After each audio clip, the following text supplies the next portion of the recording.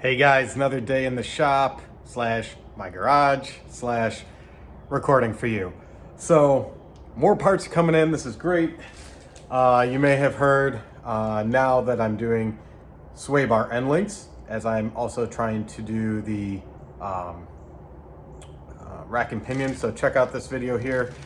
I'm getting poly billet engine mounts coming from VRP. They should be here later today.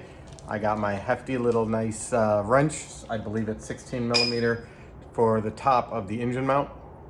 And then I also got from FCP Euro sway bar end links. So I'm going to install those now.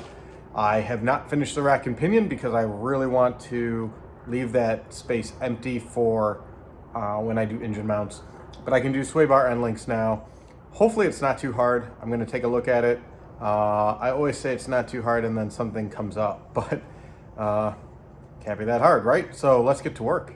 These are the sway bar end links that I got from FCP Euro, nicely packaged. I try to get everything from them just because I like their fast shipping. They have great customer service and lifetime warranty on everything. So these are them. This is the rack and pinion that is the old one. I have the new one all mocked up with the threads and sensor. Here are my tie rods, and those are the end links right there.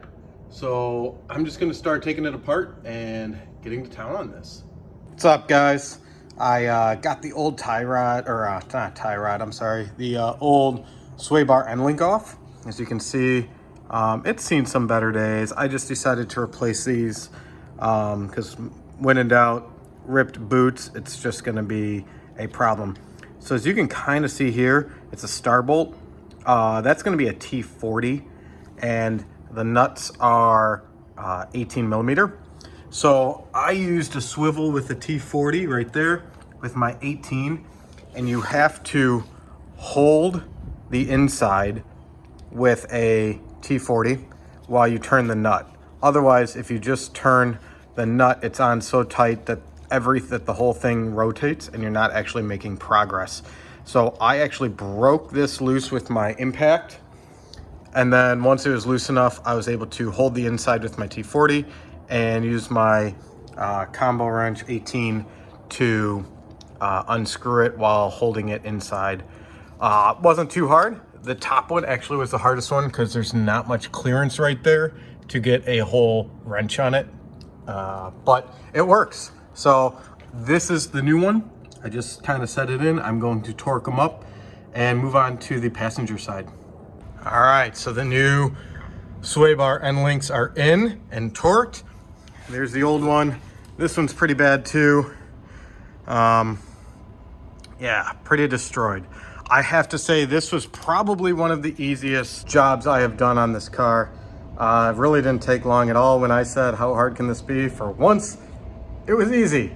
So I loved being able to do this because I only bashed about 3 knuckles and everything kind of went according to plan, which is very rarely ever happens. So thank you guys for watching. Please tune in to the rest of the rack and pinion as well as the motor mounts.